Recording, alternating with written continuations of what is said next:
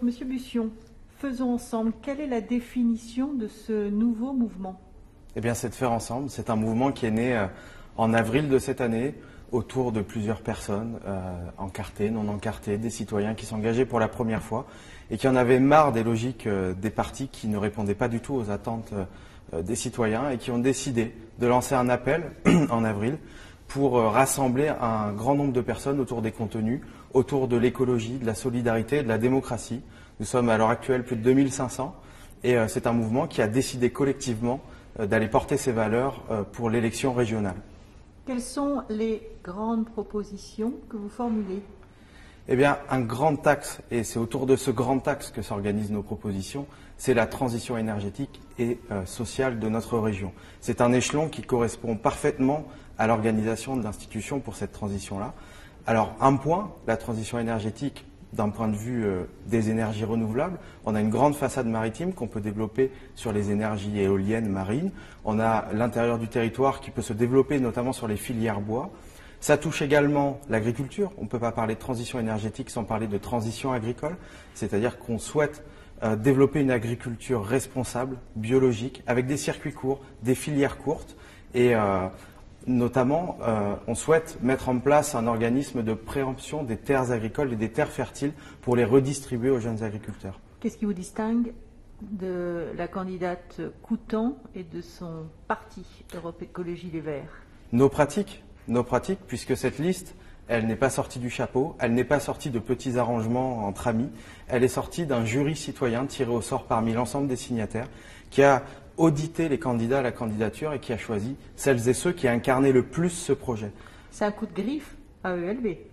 C'est un coup de griffe à l'ensemble des partis qui aujourd'hui ne représentent plus qu'eux-mêmes. Et nous souhaitons rassembler le plus grand nombre de citoyens sur ces contenus, sur ces propositions qui répondent aujourd'hui aux attentes du XXIe siècle. Est-ce qu'il y a un risque d'émiettement de ces votes, notamment plutôt sur l'échiquier politique à gauche? C'est un risque, mais c'est un risque pour faire naître autre chose. Et aujourd'hui, on voit bien que ça fait 30 ans qu'on nous répète les mêmes solutions, ça fait 30 ans qu'on voit les mêmes personnes et que ça n'avance pas. On a encore aujourd'hui les résultats du chômage, plus 42 000 chômeurs, c'est la plus forte augmentation. Donc il faut changer de solution. Et la société civile s'est organisée. Il n'y a plus de réponse politique, alors elle fait d'elle-même.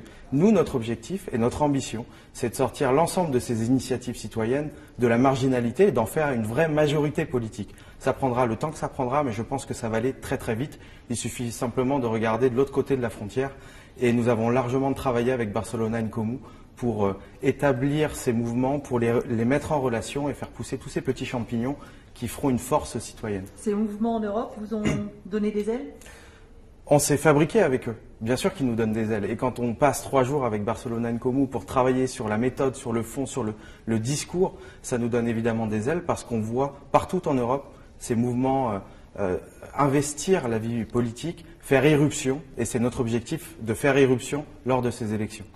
Au lendemain du premier tour, vous appelez à voter pour qui? Au lendemain du premier tour, nous verrons bien les résultats du premier tour. Qui peut dire à l'heure actuelle quels seront les résultats vu le contexte? Nous souhaitons être une vraie force citoyenne et nous souhaitons construire. Et la construction politique se fait sur le long terme et pas sur des objectifs de court terme. Sur l'échiquier politique, vous vous situez où? C'est une bonne question. Est-ce qu'on peut dire aujourd'hui que le Parti socialiste est de gauche? J'ai l'impression que non. Alors s'il faut nous situer sur l'échiquier, nous pouvons dire que nous sommes à gauche, mais nous portons un projet de société, un projet alternatif qui répond aux urgences d'aujourd'hui. Et vous ne vous retrouvez pas pour autant dans un mouvement comme les Verts, dans un parti comme les Verts? Forcément, puisque nous sommes un mouvement. On n'a pas envie de dresser des murs.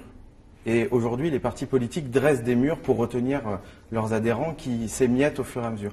Nous pensons que sur ce contenu, sur le débat démocratique, nous pouvons rassembler. Et finalement, quand on voit les citoyens qui composent cette liste et plus largement ce mouvement, on s'aperçoit que sur le contenu, sur les solutions qu'il faut apporter au réchauffement climatique, qu'il faut apporter au chômage, qu'il faut apporter au vivre ensemble, on est quasiment à 90% d'accord sur les solutions à mettre en place. Ok, merci monsieur.